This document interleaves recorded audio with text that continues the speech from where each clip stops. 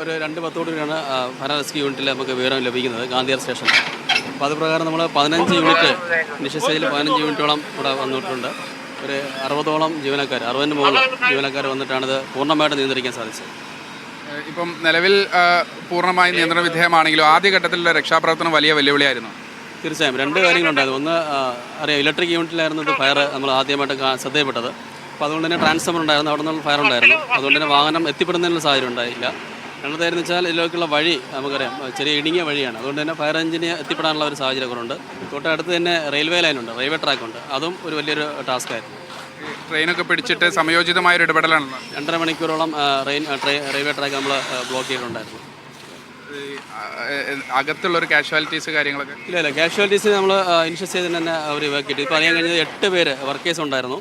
8 പേരെ ഇനിഷ്യൽ സ്റ്റേജിൽ മാറ്റാൻ സാധിച്ചു. തൊട്ടടുത്ത 2 വില്ലാസ് നമുക്ക് കാണാൻ പറ്റുന്നുണ്ട്. 2 ലോഡ്ജുണ്ട്. 2 ലോഡ്ജിലും 10ഓളം ഫാമിലീസ് ഉണ്ടായിരുന്നു. അവരെ നമ്മൾ ഇനിഷ്യൽ സ്റ്റേജിൽ ഇവാക്യുവേറ്റ് ചെയ്തിട്ടുണ്ട്.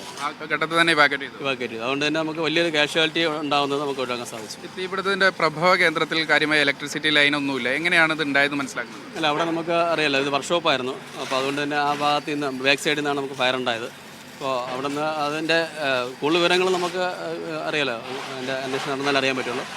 പക്ഷേ ആ ഫയർ ഉണ്ടായത് മിക്കവാറും ഇലക്ട്രിസിറ്റിയുടെ ആ ഭാഗത്ത് നിന്ന് തന്നെയാണ് വന്നിട്ടുള്ളത്. അത് ഫയർ സേഫ്റ്റി സിസ്റ്റം ഒന്നും ഇല്ലാത്തത് തന്നെയാണ് ഇതിൻ്റെ ഏറ്റവും വലിയൊരു പോരായ്മയായിരുന്നു. ഫയർ സേഫ്റ്റി സിസ്റ്റം ഇല്ലേ? ഇല്ല, ഇത്തരം സ്ഥാപനങ്ങൾ പ്രവർത്തിക്കുന്നതിന് മുന്നേ തന്നെ ഫയർ സേഫ്റ്റി എല്ലാം ഉറപ്പുവരുത്തണമെന്നുള്ള ഒരു നോംസ് ഉണ്ട്. LSGയുടെ ഒരു സർക്കുലറുണ്ട്. അത് പ്രകാരം പ്രവർത്തിക്കേണ്ടതാണ്. അത് പ്രത്യേകിച്ച് ഇത്തരം തിരക്കുള്ള ഒരു സിറ്റിയിൽ തന്നെ അത് ചെയ്യേണ്ടതായിരുന്നു. പക്ഷേ അതില്ല എന്നുള്ളതാണ് നിർഭാഗ്യമുള്ളത്. തീർച്ചയായും നടപടി ഉണ്ടാവും. ഏതെങ്കിലും തരത്തിലുള്ള നടപടി എടുക്കാൻ തുടങ്ങി? മാനേജ്മെൻറ്റ് ആക്ടാണ് അത് തീരുമാനം. ഡിസാസ്റ്റർ മാനേജ്മെൻറ്റ് അവർ തീരുമാനം എടുക്കേണ്ടതാണ്, നടപടി എടുക്കേണ്ടതാണ്.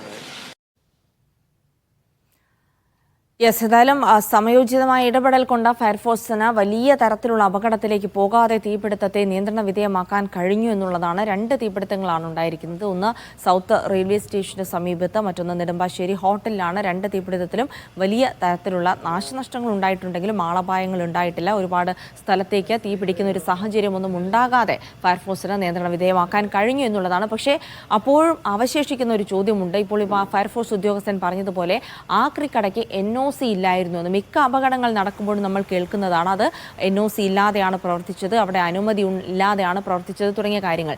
ഇതിപ്പോൾ കാണാമറയത്തിരിക്കുന്ന ഒരു സംവിധാനമൊന്നുമല്ല. സൗത്ത് റെയിൽവേ സ്റ്റേഷന് സമീപം പ്രവർത്തിക്കുന്ന ഒരു ആക്രിക്കട, അവിടെ NOC ഉണ്ടോ എന്നൊരു പരിശോധന നടത്താൻ പോലും നമ്മുടെ അധികൃതർക്ക് കഴിയുന്നില്ലേ എന്നുള്ളൊരു ചോദ്യം കൂടി വരുന്നുണ്ട്. പലപ്പോഴും ഇത് തന്നെയാണ് സംഭവിക്കാറുള്ളത്. മുജ്തഫ, അതൊരു പ്രധാനപ്പെട്ട ചോദ്യമാണ്. കാരണം സൗത്ത് റെയിൽവേ സ്റ്റേഷന് സമീപമുള്ള ഈ ഒരു ആക്രിക്കട അത് ആരുടെയും കാണാമറയത്തോ ഉള്ളിലോ പ്രവർത്തിക്കുന്ന ഒരു കടയല്ല. അവിടെയൊക്കെ NOC ഇല്ല എന്ന് ഇപ്പോൾ പറയുന്നു. അപ്പോൾ ഇത്തരം സംഭവങ്ങളൊന്നും പരിശോധിക്കാനോ അല്ലെങ്കിൽ ഒരു സ്ഥിരമായൊരു പരിശോധനാ സംവിധാനമൊന്നും ഫയർഫോഴ്സിൽ നിലനിൽക്കുന്നില്ലേ?